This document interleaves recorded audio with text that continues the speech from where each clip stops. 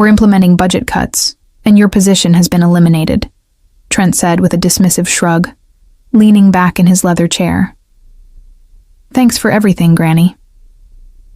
I sat across from him in his spacious corner office, stunned into silence, the certificate of completion for Jenna's training program still warm in my hands. I had just finished presenting it to him, proud that I'd successfully trained the young intern over the past 4 months. And this was my reward: immediate termination. Today is your last day, he continued, when I didn't respond. Human Resources has prepared your final paycheck and severance, 2 weeks' pay. My name is Becky Smith. I'm 61 years old, and after 7 years as the project coordinator at Everline Urban Design in Omaha, Nebraska, I'd just been fired. 7 years of ensuring every permit was filed correctly, every deadline was met, and every regulatory hurdle was cleared. All ended in a 3-minute conversation on a Friday morning. Budget cuts? I finally managed, my voice steadier than I felt. The same week we secured the $35 million Riverside development project, Trent had the decency to look slightly uncomfortable, adjusting his expensive tie. It's a strategic restructuring. Jenna will be taking over your responsibilities now that you've completed her training. Jenna Blake, the 24-year-old intern I'd been training since March, the one I'd patiently taught everything about the complex web of city regulations, contractor relationships, and permit applications. The one who had no actual experience in urban development, but boasted thousands of followers on social media. I see, I said, gathering my dignity around me like armor. Will there be a transition period? The Riverside project has several critical permits pending. That won't be necessary, Trent replied, already checking his phone. You've done a thorough job training Jenna. She's up to speed on everything. I doubted that very much. 4 months of training couldn't replace 7 years of experience, let alone the 3 decades I'd spent in this industry before joining Everline. But arguing would accomplish nothing. Human Resources will help you clear out your desk, Trent added, standing to signal our meeting was over. We've arranged for security to escort you out by noon. Security escort? As if I might what? Steal office supplies? Sabotage files? After 7 years of loyal service, this final indignity burned worse than the firing itself. Thank you for the opportunity, I said, rising from my chair with all the poise I could muster. It took every ounce of self-control not to tell him exactly what I thought of him and his strategic restructuring.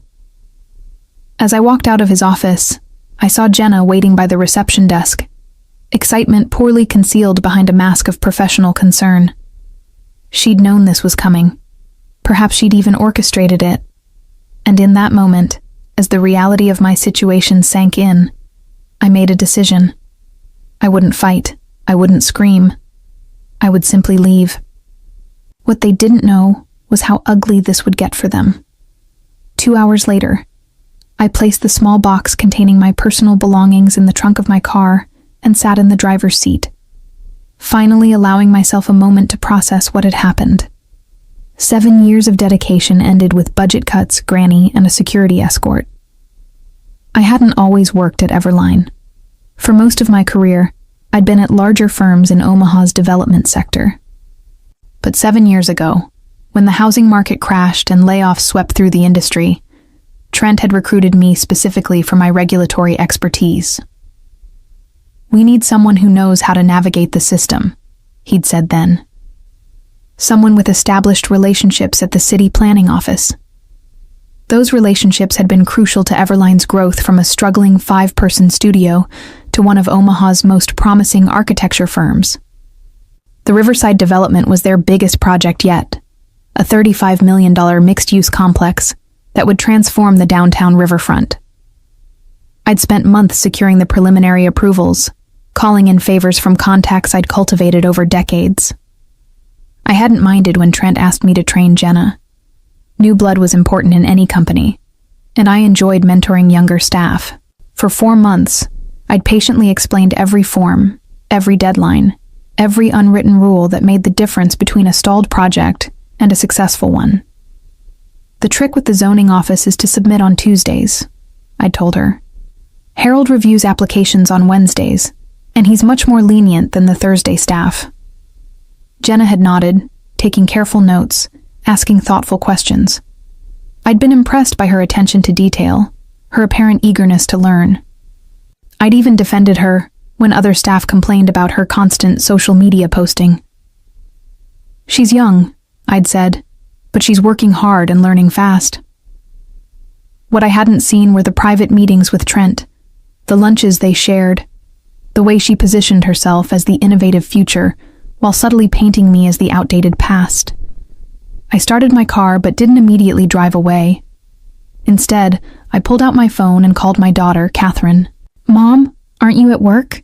she answered, surprised to hear from me mid-morning. "Not anymore," I replied, my voice finally cracking. "I was fired today." "What? Why?" Catherine's shock and indignation were immediate. I explained what had happened, the sudden termination, the insulting severance, being replaced by the very intern I'd trained. "That's age discrimination. You can sue them," Catherine exclaimed. "Maybe," I said, signaling to exit the parking garage. "But I'm not sure a lawsuit is my first choice." "What do you mean?" Catherine asked, suspicious. She knew me too well. "Nothing," I replied innocently. "I just need to think." What I needed to think about was how best to remind Everline of exactly what they'd thrown away. That evening, I sat at my kitchen table with a cup of tea and my laptop, still processing the abrupt end to my career at Everline. The shock had faded, replaced by a simmering anger that I rarely allowed myself to feel. I wasn't just angry about losing my job. I was furious about how it had happened. The disrespect, the callousness, being discarded like obsolete equipment after years of dedicated service. I opened a folder I'd maintained meticulously for years, digital copies of every permit, every application, every approval I'd secured for Everline's projects. I paid particular attention to the Riverside development files. What Trent and Jenna didn't understand, what they hadn't bothered to learn, was that these weren't just standard forms submitted through normal channels. 3 years ago, the city of Omaha had approached me directly to help streamline their permit process for major developments. The city planning office was perpetually understaffed and overwhelmed by complex projects. Harold, the senior planning officer, had known me for decades and trusted my thoroughness and integrity. Together, we developed a solution. I established Smith Regulatory Consulting, LLC, which would serve as an official liaison between developers and the city. The arrangement benefited everyone. The city got a reliable point person who understood both sides of the process, developers got their permits processed more efficiently, and I got additional income plus the security of having my own business on the side. Everline knew about this arrangement. In fact, it was one of the reasons they'd hired me. What they'd failed to grasp, or perhaps simply forgotten in their rush to replace me with a younger model, was that my company wasn't just a pass-through entity. It had real authority in the permitting process. For the Riverside development, all the critical permits had been filed under my LLC's oversight, with my digital signature required for final approval. Without me, those permits were in limbo. I closed my laptop and sipped my tea, considering my options. I could sign off on the permits as a professional courtesy, allowing Everline to proceed without interruption. That would be the nice thing to do. Or I could remind them of exactly what they'd lost when they fired me. My phone buzzed with a text from Catherine. "Don't do anything rash, Mom. Talk to a lawyer first." I smiled. My daughter really did know me too well. The next morning, Saturday, I contacted my friend Victoria, who happened to be an employment attorney. We met for coffee at a quiet cafe downtown. "They can't just fire you because of your age," Victoria said after hearing my story. "But proving age discrimination can be tricky." "I'm not interested in a discrimination lawsuit right now," I replied. "I want to know about my obligations regarding the permits filed through my consulting company." Victoria raised an eyebrow. "I see where this is going. Let me be clear. If those permits were filed through your LLC and your signature is required for finalization, you are under no obligation to provide that signature without proper compensation for your services. And if Everline assumed those services were covered under my employment with them, that would be their mistake, Victoria said with a small smile. Especially if your consulting work was established as a separate business entity. Do you have documentation of the arrangement? I nodded, thinking of the folder on my laptop. Perfect, Victoria said. Let me draft a letter outlining your position. As I drove home from our meeting, I felt a strange sense of calm. For the first time since hearing Trent's dismissive budget cuts granny, I felt in control again. Monday would be interesting. Monday morning arrived with a flurry of missed calls and increasingly frantic text messages from Everline. I ignored them all as I calmly went about my morning routine. Breakfast, crossword puzzle, a bit of gardening in the early spring sunshine. It was the first Monday in years I hadn't spent in a fluorescent-lit office, and I was determined to enjoy it. At 10:15 a.m., my phone rang again. This time it wasn't Trent or anyone else from Everline. It was Harold from the city planning office. I decided to answer. "Becky, thank goodness," Harold said when I picked up. "We've got a situation with the Riverside permits. Everline submitted a request for final approval, but everything's filed under your LLC. I told them I can't proceed without your digital signature." "Yes, that's correct," I replied calmly. "My company is the official liaison for that project." "They're saying you're no longer involved with the project? Something about restructuring?" "My employment with Everline ended Friday," I explained. "But my consulting company's involvement with the permits is a separate matter entirely." Harold paused before speaking again. "I see. Well, this puts us in an awkward position. The city can't proceed without your sign-off, but Everline is insisting we bypass you." "That's not possible under our agreement with the city, is it?" I asked, already knowing the answer. "No, it's not," Harold confirmed. "The expedited process we established requires your verification. Without it, they'd need to resubmit everything through the standard channels." "And how long would that take?" Harold laughed. "For a project of Riverside's size? Months at minimum. Plus they'd lose their place in line." After finishing with Harold, I checked my phone to find 3 more missed calls from Trent. The latest voicemail was notably different from his earlier messages. "Becky, look, I think there's been a misunderstanding. Can we please discuss the Riverside permits? Call me back as soon as possible." I smiled. The panic in his voice was unmistakable. He'd finally realized what my firing actually meant for his precious project. At noon, I received an email from Victoria with the draft letter she'd prepared for Everline. It was perfect. Professional, firm, and crystal clear about my position. Smith Regulatory Consulting would be happy to complete the permit process for the Riverside development for a consulting fee of $75,000, approximately what I would have earned in salary over the next 9 months, plus formal credit as the regulatory compliance specialist on all project documentation. I approved the letter, and Victoria sent it immediately. Trent's response came within minutes. A hastily written email demanding that I call him for an urgent discussion. I ignored it. Instead, I drove to my favorite nursery and spent the afternoon selecting plants for my garden. I was examining tomato seedlings when my phone rang again. This time, it was a number I didn't recognize. "Hello? Mrs. Smith, this is Jackson Warren." I nearly dropped my phone. Jackson Warren was the principal investor in the Riverside development, a prominent businessman with deep pockets and a reputation for not tolerating delays. "Yes, Mr. Warren. What can I do for you?" "I understand there's an issue with the permits for Riverside," he said, his tone direct but not unfriendly. "Trent Callahan seems to be having trouble explaining the situation clearly. I'd like to meet with you directly to understand what's happening." I agreed to meet him the following morning at his downtown office. When I returned home, I found an email from Jenna Blake in my inbox. The subject line read, "Please help." The message itself was both pleading and condescending. "Becky, I know you must be upset about the restructuring, but holding up the Riverside project is only hurting your professional reputation. Please be reasonable and sign off on the permits. I'd be happy to include your name in the acknowledgements." Acknowledgements. After being fired and replaced, she thought I'd settle for a mention in the acknowledgements. I deleted the email without responding and went back to planning my garden. Tomorrow's meeting with Jackson Warren would be interesting indeed.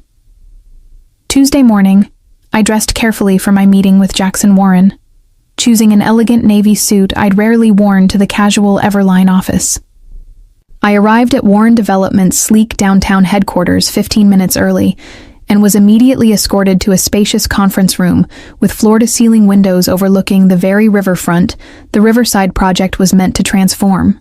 Jackson Warren entered precisely on time, a tall man in his late 50s with silver hair and a reputation for blunt speaking. He shook my hand firmly. "Mrs. Smith, thank you for coming. Coffee?" I accepted, and as his assistant served us, Warren got straight to the point. "I've invested $12 million in the Riverside development so far," he said. "Now I learn that the entire project is stalled because Everline fired the one person who could navigate the permit process. I'm not pleased. I understand your frustration, Mr. Warren." "Call me Jackson," he said, leaning forward. "I've been looking into this situation. It seems your firing wasn't just unexpected. It was exceptionally poorly timed and possibly illegal." I raised an eyebrow, but said nothing. "Tell me about these permits," Jackson continued. "Trent claims it's a simple paperwork issue that you're dragging out because you're bitter about being let go." I opened my laptop and showed Jackson the digital trail of the Riverside permits. The initial applications, the preliminary approvals, the pending final clearances, all filed through Smith Regulatory Consulting. 3 years ago, the city of Omaha asked me to establish this arrangement to streamline the approval process for major developments, I explained. Everline knew this. It's why they hired me. But apparently they forgot that my consulting company is legally separate from my employment. Jackson studied the documents carefully.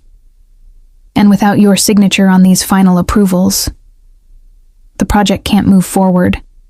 Everline would need to resubmit everything through standard channels, which would take months at minimum." "I see." Jackson sat back, his expression thoughtful. "And you sent them terms for completing the process?" "My attorney did, yes. A consulting fee plus professional credit for my work." "Reasonable terms?" $75,000, about 9 months of the salary they were no longer willing to pay me, plus recognition as the regulatory compliance specialist on project documentation. Jackson nodded slowly. "And their response?" "Demands that I call Trent for an urgent discussion. Nothing addressing the actual terms." "Typical," Jackson muttered. He tapped his fingers on the table for a moment, then made a decision. "Mrs. Smith, Becky, I'd like to make you an offer that bypasses Everline entirely. This was unexpected." "I'm listening." "Warren Development would retain Smith Regulatory Consulting directly for the duration of the Riverside project. Same fee you proposed to Everline, plus a bonus structure tied to meeting key regulatory milestones. You'd work directly with my team, not through Everline." I tried to keep my expression neutral despite my surprise. "And Everline's role?" "That's between me and them," Jackson said with a cold smile. "But I'm reconsidering our entire relationship given how they've mismanaged this situation." I left the meeting with a handshake agreement and instructions to have Victoria review the formal contract that would arrive that afternoon. As I walked to my car, my phone buzzed with a text from Trent. "Emergency meeting about Riverside today at 3 p.m. Your presence requested. Will pay consultation fee." Too late, I thought. Much too late. When I arrived home, I found an elaborate flower arrangement on my porch with a card from Jenna. "So sorry about the misunderstanding. Please call Trent ASAP. We need you." I placed the flowers on my elderly neighbor's porch instead, knowing she would enjoy them more than I would. Then I called Victoria to brief her on the Warren development offer. They're offering to match the fee we proposed to Everline, plus performance bonuses, I explained. And I'd be working directly with Warren's team, not through Everline. Cutting Everline out entirely, Victoria said with an appreciative whistle. That's quite a development. Did Warren indicate what this means for his relationship with Everline? He said he's reconsidering it. I got the impression that Trent has some explaining to do. I imagine he does, Victoria replied. Send me the contract when it arrives. In the meantime, I suggest you continue ignoring Everline's increasingly desperate attempts to contact you. I spent the afternoon in my garden, planting the seedlings I'd purchased the day before. It was therapeutic, digging in the soil, setting young plants into place, imagining the harvest to come. A perfect metaphor for this unexpected new chapter in my professional life, planting seeds for future growth after being uprooted. By Wednesday morning, news of my arrangement with Warren Development had spread through Omaha's tight-knit development community. My phone buzzed constantly with calls and messages from former colleagues, other developers, and even journalists seeking comments. Trent's desperation reached new heights. First came an email offering an immediate consulting contract at twice the rate I'd requested. When I didn't respond, he followed up with a voicemail. Becky, please, we need to talk. Warren's threatening to pull Everline from the Riverside project entirely. This could ruin us. Whatever you want, name your price. You can have your old job back with a raise. Just call me. The panic in his voice was almost satisfying enough to make up for budget cuts, Granny. Almost, but not quite. At noon, Victoria called with an update. Warren's legal team sent over the contract. I've reviewed it. It's very favorable. Significantly better terms than anything Everline might offer you now. How so? I asked. For starters, it's not just for Riverside. Warren wants Smith Regulatory Consulting retained for all of his development projects in Omaha for the next 2 years, with an option to renew. The fee structure would give you a comfortable 6-figure income, plus those performance bonuses we discussed. And Everline's role? That's the interesting part, Victoria said, and I could hear the smile in her voice. The contract includes a clause stating that Warren Development reserves the right to select or reject any architectural partners for their projects. There's no guarantee that Everline will remain involved with Riverside, let alone future developments. I signed the contract that afternoon, feeling a strange mix of vindication and melancholy. I hadn't set out to destroy Everline. I'd given 7 good years to that firm, but they had made their choice when they decided I was disposable. By Thursday, the situation had evolved dramatically. I received a call from Harold at the city planning office. Becky, you won't believe what's happening.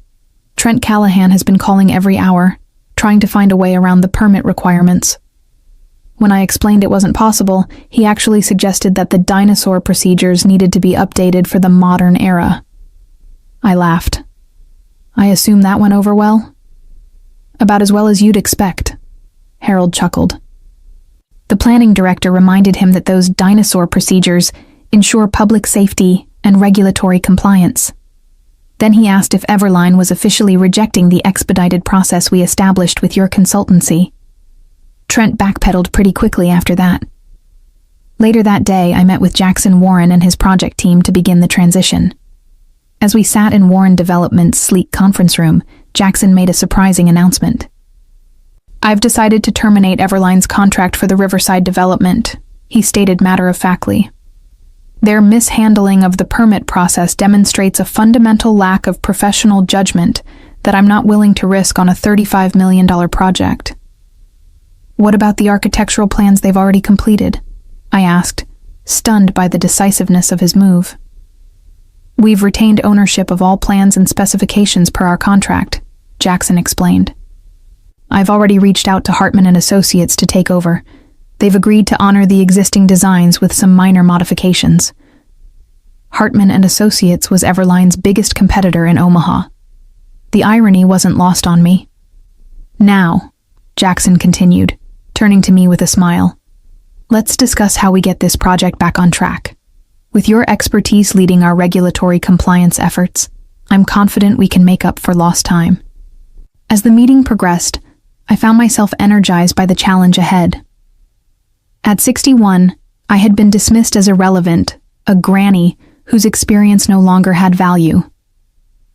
Now, I was a key consultant on the biggest development project in Omaha, working directly with one of the city's most influential investors.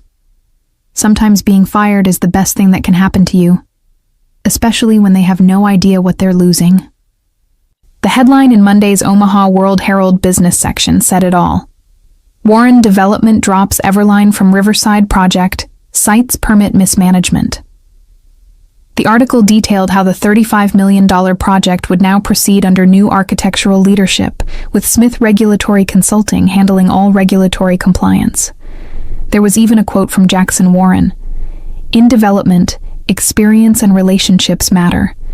We've brought in the best regulatory compliance specialist in Omaha to ensure this project proceeds smoothly for the benefit of the community." The best part? A small photo of me standing with the Warren development team at the permit office, my digital signature finalizing the very approvals that had been in limbo the week before. I saved a copy of the newspaper alongside the termination notice Trent had handed me just 10 days earlier.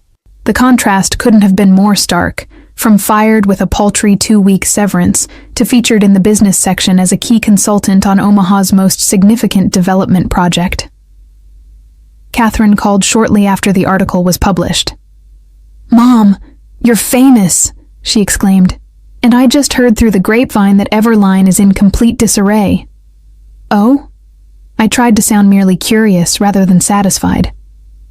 "Apparently, they've lost 2 other clients who are concerned about their ability to navigate the permit process without you. And Jenna? She's been reassigned to social media strategy after she couldn't figure out how to submit a basic variance application." I couldn't help but smile at that. Social media strategy. Exactly what Jenna was qualified for, not the complex regulatory work Trent had tried to foist upon her after firing me. "It's not just Riverside they've lost," Catherine continued. "Jackson Warren has 5 other projects in development across the city, and word is he's taken all of them away from Everline. That's millions in contracts." "That's business," I replied simply. "No, Mom," Catherine laughed. "That's karma." "It's not karma," I corrected her gently. "It's just the natural consequence of undervaluing expertise." 3 months later, I stood at the Riverside groundbreaking ceremony, watching as Jackson Warren and city officials ceremonially turned the first shovels of dirt on the project. My role had expanded beyond regulatory compliance. I was now effectively Warren Development's liaison with the city for all their projects, a position created specifically for my unique combination of expertise and relationships. As photographers captured the moment for local news outlets, I spotted a familiar face on the periphery of the crowd, Trent Callahan, looking decidedly less confident than when he'd fired me with a dismissive, "Budget cuts, Granny." Our eyes met briefly before he looked away, his discomfort evident.